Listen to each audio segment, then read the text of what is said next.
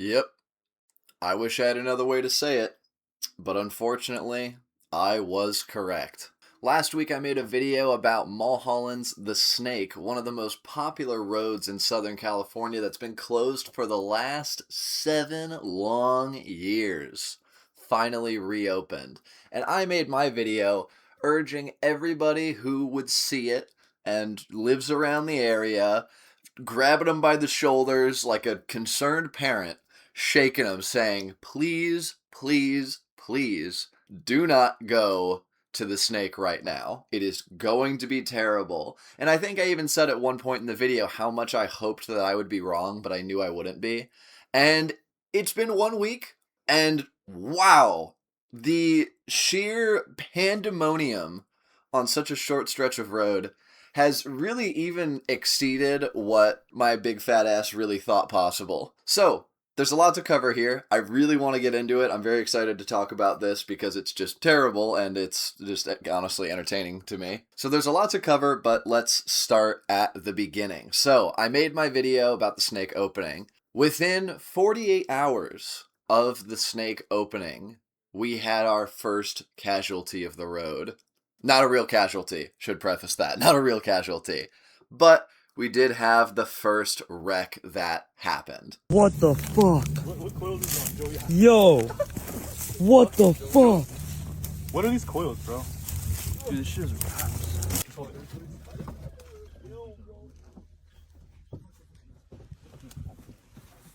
So this was pretty much one of the first new videos about the snake that came out after all of the initial videos of it being reopened. Really disappointing, but honestly, started off better than I thought.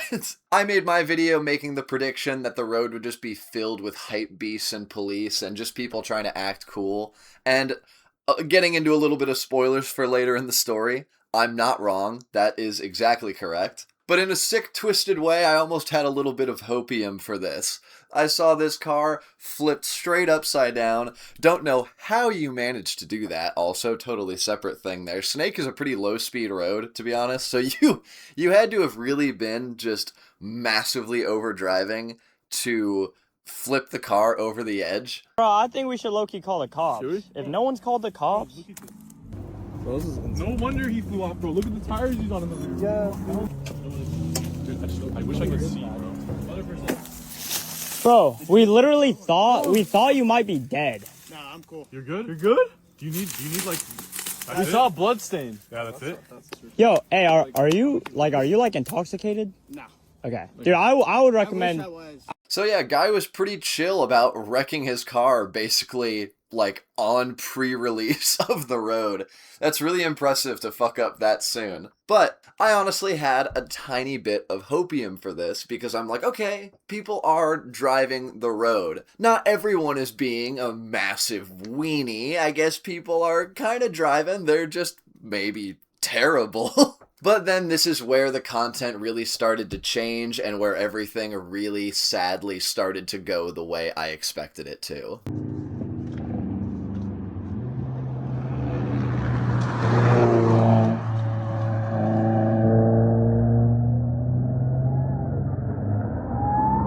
Something I hadn't even really considered was how much the neighbors in this area absolutely hate the people who drive this road. Which, as much as I'm on their side throwing snowballs with rocks in them at the people who are going up to that road right now, I really do have to say, how little do you have to do out there? Why would you go move out into the middle of the mountain roads, and then when people drive said mountain roads, you just clear your schedule to go stand on the road and film people?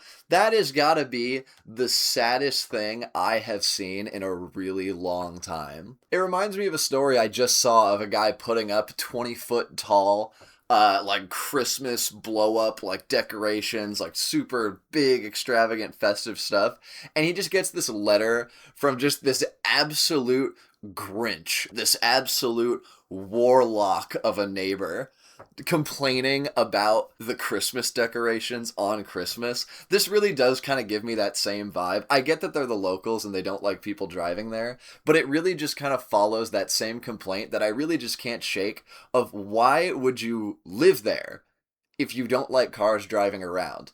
I don't exaggerate when I say this. Mulholland Highway is a staple in driving culture in the Southern California area. You cannot drive in that area without seeing people taking their nice cars out on a drive. Even excluding just racing in general, people just take out their nice cars and they go on little spirited drives. So why in the flingin', flangin', hootin', hollerin' fuck would you go live there and then complain? It's like the people who go live next to Laguna Seca up in NorCal and then complain about the noise. It's like, dude, did you like look outside when you got your house? I'm assuming no, like, because there's no way that you like had any conscious mind buying this house to have this big of an issue with the area that you chose to live in. I don't get it. But obviously, between people that are deemed street racers and people that are deemed homeowners, we know which side the media would side with. Which then brings us to this next clip here of the snake's attention getting so bad that it has actually attracted newsworthy attention. As soon as the road opened, social media within 3 hours, sick people with 60,000 followers told everybody the road is open. Sick people with 60,000 followers telling people the road is open. Yeah. It's a road. I don't really understand the complaint there. I'm sure she doesn't either. She just is really mad and just wants to vilify the people who are driving, which to an extent I could also agree with, because I'm sure the majority of these people are terrible. But like, make a better point. Like, that's just like that's stupid. That was a stupid take, and that just doesn't make any logical sense. Residents say they don't want to hear it anymore. While we were there, we saw a number of cars and motorbikes racing by, rumble strips, and the CHP is also conducting enhanced enforcement. People worry, however, that an accident could cause a fire. They go off the canyons. We don't need another fire. That's what closed it initially. Whippets must be popular in the Snake area because, wow, I need to get on some of that shit that they're huffing. Since the first weekend since this road reopened, residents here are worried that it's going to bring a lot of people like that to race down this road. I'm Carlos Granda, ABC 7 Eyewitness News. So, to no one's surprise, the news segment really vilifies all the people who are going out and driving the Snake. Now, this obviously is causing even more controversy in the situation because now it's really escalating to a point of two sides kind of ganging up against each other. All the Canyon chuds are calling the homeowners, Karens and, complainers and whatnot. And all of the Karens down at the bottom of the hill are calling people who post about Snake evil. So it's now getting to a place of a pretty significant local conflict. It's getting kind of serious over there. So now things are getting serious. Tensions are rising. And frankly, guys, I'm getting real scared. I'm quaking in my boots. I'm clutching onto my car keys tight. They won't take my front plate ticket away from me out there, I'll tell you what. Police are on the loose and it's State Ref Central. Karens are gonna film my license plate and take away my driver's license, my real ID, my passport, my deed to the house, my birth certificate even. They might just really come for everything I have if they catch even my simple little tire just daring to touch the pavement that they bought a house next to for some reason. But this is serious. This is a real problem. And we need a hero. No, a true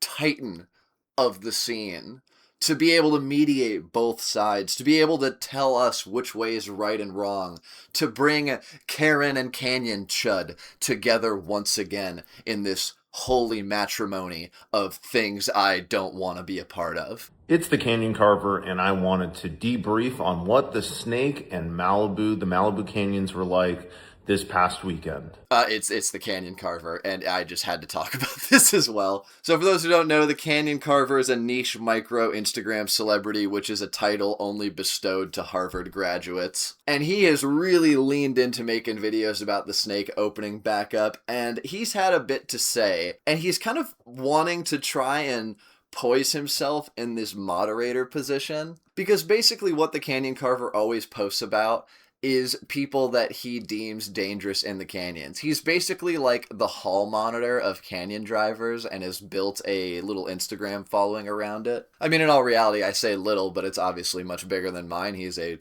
much larger creator than me, so I will have to give him respect there, even if I don't totally agree with the things he talks about. But he pretty much just talks about canyon safety, and I always find it very, very cringe, but I think it is a very good source for people who are worse drivers than me to see, because frankly, if anyone did go against the advice that this guy gave, they probably would just prove him right, because majority of canyon drivers honestly kind of suck. So I find his advice really cringe. I find everything he does really cringe, but honestly, I do see it as a greater good for people who consume this kind of content and take the things that people say and go try and recreate it. So that's where his content is honestly some level of good in the world, because he does talk about things that I think more people should try and follow. However, like I said, he's poising himself in this position of trying to be a moderate. And as much as I understand wanting to insert yourself into a spot where you could have people from both sides looking at you with respect, I can't help but just, like, I just have to point this out. I have to. I've never even interacted with this guy, but I just find the shit that he's doing so interesting, because he's really poising himself in this position, like I keep saying, but I want to make something kind of noticed here. So the Canyon Carver always drives this Lotus. That is kind of his main car that you always see in all of his videos. I've even covered it in a video before. You might notice that god-awful McDonald's steering wheel on this green and yellow car, which is a conversation for another day. But now I want to kind of take us back to some frames from that news clip. Seem familiar? That's a pretty standout car right there. But how about this instead? How about this part right here? Interesting. So that's a pretty familiar car right there, right? And you would be right, because that is the Canyon Carver's Lotus. So what I just can't help but acknowledge here is, why are you trying to poise yourself as this moderate who can help kind of clear the air and keep respect on both sides, when it's just really obvious that when you hopped in your car to go lazily single lane spirited drive down Snake and then back up and maybe even up and down repeatedly to just end up on the news? And I know what you're thinking. You're thinking, Aiden, stop. This guy's living in your head rent free. He obviously was just going on a Sunday drive and just happened to drive by the news source. And that was something that I considered as well. I thought, you know what? Maybe I'm just being a D1 hater. I do love being a hater after all. It's pretty much the whole reason I have this car channel, is because I just like talking a bunch of lip. But then I have to bring up this clip right here. The news van is very, very obviously seen from the top of the hill. The top of the hill is where the majority of these people all hang out. So you're telling me it would be out of the realm of possibility that the Canyon Carver would see the news van down the road and be like, hey, I run a little niche social media thing. I could go run by that guy and get on the news. And then I could go back up and get on the news. And back down and get on the news, and back up. And I don't see how this isn't just the most obvious play for attention. And I just find it really weird that when you want to put yourself in this position of trying to be a moderate and get all these eyes on you to protect the canyon lovers while respecting the homeowners and their wishes and bring peace among people and peace among worlds, why you would then just make such an obviously public play to get attention and quite literally be the staple dangerous street racer in this news segment about the dangerous street racers. You've made yourself the poster boy for people that these homeowners hate in this news clip. And I'm not understanding the thought process there. I think the need for attention kind of clouded his judgment there and kind of just muddied the waters of his own image. But I just kind of wanted to put that out there because as all of these voices are talking about all these snake dramas and everyone's got their different opinions and wanting to kind of attack other people and close the road or open the road or, you know, attack the homeowners or attack the canyon drivers and, you know, all this stuff. This guy's the one guy trying to really put himself above everyone else as the moderate for the situation, but then just very clearly does things like this for attention, which just makes me just very clearly see, in my opinion, that he is no better than anyone else that I specifically warned against going up there and being around. So I'm really yapping for a minute here, so now I'll kind of start to wrap it up, but there's just a lot going on, and it's only been 1 week, and I just think it's all really fucking pathetic. I really do. This really has exceeded my expectation of how disappointing this road's reopening would be.